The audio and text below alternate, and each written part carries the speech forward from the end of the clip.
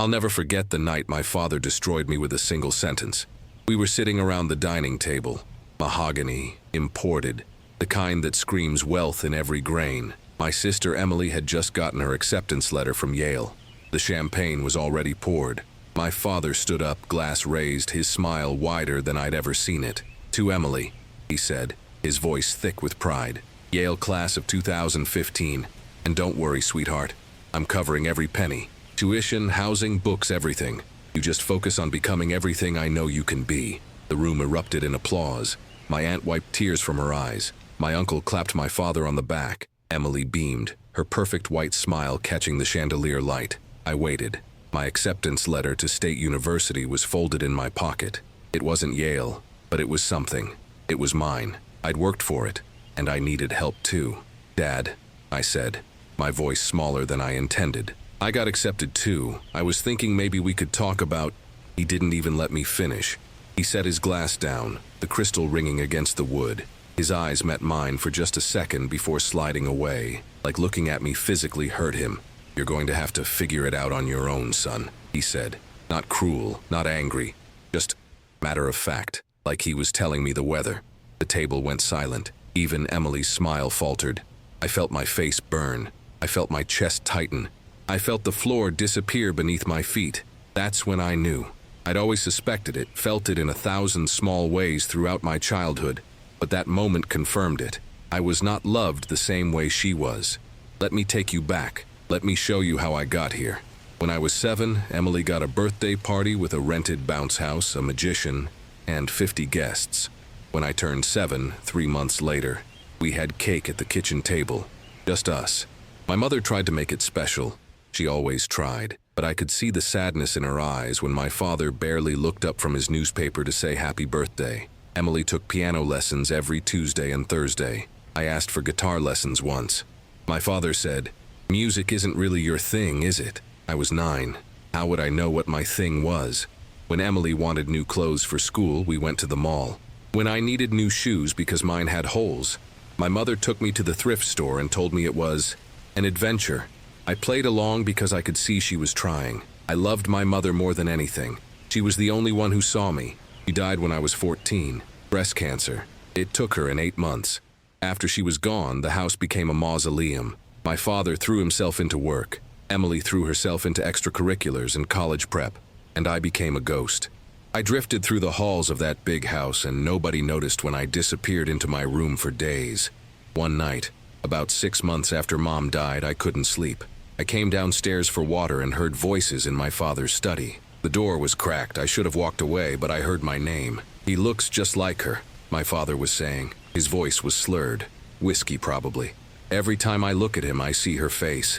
Those same eyes. That same, "I can't, Marcus. I just can't."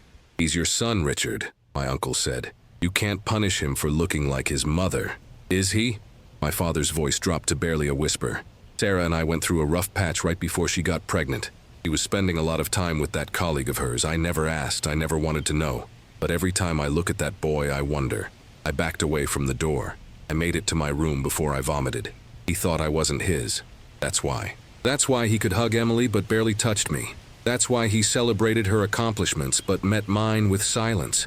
That's why he looked at me like I was a mistake he was forced to live with. My mother was gone. She couldn't defend herself. She couldn't defend me. And he was too much of a coward to ever ask the question directly.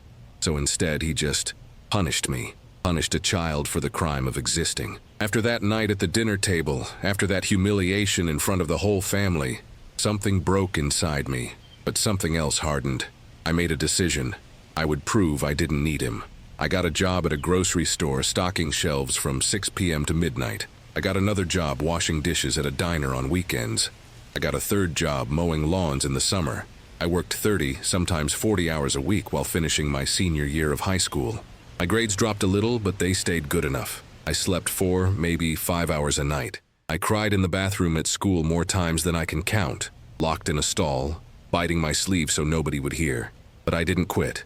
I applied for every scholarship I could find. I wrote essays until my fingers cramped. I checked my email obsessively, praying for good news. And slowly, piece by piece, I built my own future. 3 weeks before graduation, I got the email. Full tuition scholarship to State University. Not Ivy League. Not prestigious, but it was mine. I'd earned every penny of it. My father didn't come to my high school graduation. He said he had a business trip. Emily came, took some photos with me, then left early to meet her friends. I stood in that parking lot in my cap and gown, watching families celebrate together, and I took a selfie. Just me. I posted it with the caption, "First in my family to do this completely alone. Here's to the next chapter." My father never commented, never liked it, never acknowledged it at all. I moved into my dorm 3 months later. My father didn't help me move, didn't give me money for books or supplies, didn't call to see if I'd made it safely. Meanwhile, Emily's Instagram was flooded with photos of her Yale dorm, my father beaming beside her, carrying boxes, arranging her desk, taking her to fancy dinners in New Haven. I built my college life the same way I'd built everything else. Alone. I worked campus jobs. I ate ramen and peanut butter sandwiches for months. I studied in the library until it closed because my dorm was too loud, and I couldn't afford noise-canceling headphones. I graduated in 4 years with a 3.7 GPA and 2 job offers. My father didn't come to that graduation either. For 10 years, I barely spoke to him. He never called, never texted, never asked how I was doing. Emily would reach out sometimes. "Hey, how are you?" But the conversations never went deep. She was busy with her consulting job in New York, her boyfriend, her life. I was busy building mine in Seattle, working my way up at a tech company, dating, trying to figure out who I was without the weight of being unwanted. I thought I'd made peace with it. I thought I'd moved on. Then, on a Tuesday morning in March, my phone rang. Unknown number. I almost didn't answer. "Hello? It's me." My father's voice, older, weaker. "I need to tell you something." My first instinct was to hang up. My finger hovered over the red button. "I have cancer," he said. "Stage 4, pancreatic. They're giving me 3 to 6 months. I stood there in my apartment kitchen, coffee growing cold in my hand, and felt nothing, then everything, then nothing again. "I want to see you," he continued. "Before, I want to make things right. Please." I should have said no. I should have protected myself. But there was something in his voice I'd never heard before. Fear, regret, humanity. "I'll think about it," I said, and hung up. I didn't sleep that night, or the next. Emily called me crying, begging me to come home. "He's dying," she said, "please, for me. Not for him, for her, that's what it took." I booked a flight home. The hospital room smelled like disinfectant and death. My father looked like a different person. Gaunt, gray, hollowed out. The man who'd once filled every room with his presence now looked like he'd disappear if you looked away. He cried when he saw me. My father, the man who'd never shown me a single tear, not even at my mother's funeral. He cried. "I'm sorry," he whispered. "God, I'm so sorry." I sat down. I didn't touch him. I just waited. "I was a coward," he said. "Your whole life I was a coward. I let my pain, my suspicion, my ego, I destroyed you, and you didn't deserve any of it. Why?" My voice cracked. "Why couldn't you just love me?" He reached for something on the bedside table. An envelope, yellowed with age. His hands shook as he handed it to me. "Your mother left this for me before she died. She made me promise to give it to you when you turned 18. I never did. I was too ashamed." I opened it. Her handwriting. God, her handwriting. I hadn't seen it in 16 years. "My dearest son, if you're reading this, I'm gone, and your father finally found the courage to give you what I left. I'm writing this in the hospital, knowing I won't get to see you grow into the man I know you'll become. I need you to know something. You are your father's son, completely, fully, undeniably. We went through a difficult time before I got pregnant with you. Your father has always struggled with trust, with vulnerability. I know he wonders. I know he doubts. So I took a test, a DNA test, without telling him. I sealed it in an envelope and left it with this letter. I never showed him because I was angry that he could even question it. But now I realize that was cruel. Open the envelope, my love. Show him. And please forgive him. He loves you more than he knows how to show." My hands shook as I pulled out the second envelope. An official DNA test result from a lab, dated 2 months before I was born. Probability of paternity, 99.97%. I looked at my father. He was sobbing now, his whole body shaking. "I was too afraid to open it," he whispered. "For 27 years, I kept it in my desk drawer. I was too afraid to know the truth, so instead I punished you. I punished an innocent child because I was too broken to face my own demons. Something inside me broke, not in the way it had broken before. This was different. This was the breaking open of something that had been locked tight for decades. "You destroyed my childhood," I said quietly. "You made me feel worthless, unlovable, like I had to earn every scrap of affection. Do you know what that does to a kid?" "I know." He reached for my hand. I let him take it. "I know, and I can't undo it. I would give anything to undo it. You paid for Emily's entire life, her education, her apartment, her car. You gave her everything while I worked myself to exhaustion just to survive. I'll make it right. I'll rewrite my will. I'll give you everything. I don't want your money."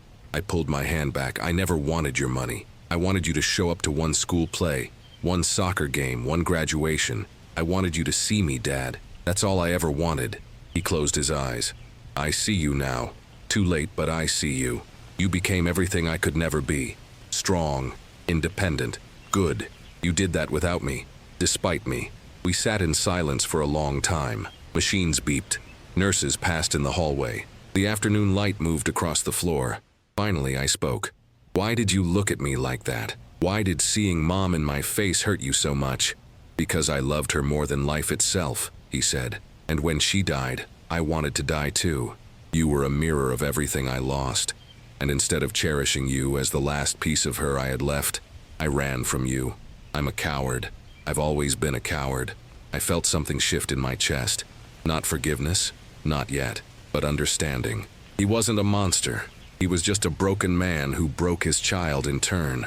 "I can't forget what you did," I said. "I can't pretend those years didn't happen. I know, but I can forgive you. Not for you, for me. Because carrying this hatred is exhausting and I'm tired." He reached for my hand again. This time I held on. "I'm proud of you," he whispered. I should have said it 1,000 times. "I'm so proud of you."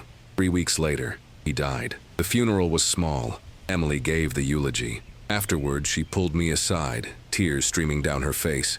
"I'm sorry," she said. "I'm so sorry I never stood up for you. I was a kid, and I was selfish, and I took everything he gave me without thinking about what he wasn't giving you. I'm ashamed." "You were a kid," I said. "We both were. Are we okay?" "We will be. Today I'm 35. I have a wife who loves me, a daughter who's 3, and a son who's 6 months old. I hold them every single day. I tell them I love them so often the words almost lose meaning. Almost. I go to every dance recital, every parent-teacher conference, every doctor's appointment. I show up, always. My daughter has my mother's eyes. Sometimes I look at her and feel the grief all over again, for the grandmother she'll never meet, for the childhood I never had. But mostly I feel grateful. Grateful that I get to break the cycle. Grateful that my children will never wonder if they're loved. I framed my college diploma, not the fancy one, the one from State University. I hung it in my office right next to a photo of me in my cap and gown, standing alone in that parking lot, smiling despite everything. That photo reminds me, I did it. I survived. I built a life from nothing and nobody can take that away from me. If you're reading this and you're in a similar place, if you're the forgotten child, the one who has to fight for scraps while someone else gets everything, I need you to hear this. Your worth is not determined by who chooses to see it. You don't need their approval, their money, or their love to become everything you're meant to be. The pain you're feeling right now is real, and it's valid, and it's not your fault. But it doesn't get to write your story. You write your story. Every day you wake up and choose to keep going, you write another page. And one day you'll look back and realize that the person who didn't believe in you doesn't matter anymore, because you believed in yourself when nobody else did. And that makes you unstoppable. My father died believing I'd forgiven him. I like to think my mother would be proud of that. But more than that, I'm proud of myself for surviving, for thriving, for refusing to become bitter, for choosing to love my children the way I should have been loved. That's the real victory. Not proving him wrong, not getting revenge, not even the forgiveness. The victory is that I became a better man than he ever was, not because of him, but in spite of him. And if that resonates with you, if this story touched something in your heart, do me a favor, leave a comment. Tell me your story. Let's build a community where nobody is invisible, where nobody is forgotten, where everybody matters. Subscribe and join us. Because we're not just watching these stories, we're living them. And we're not alone. Not anymore.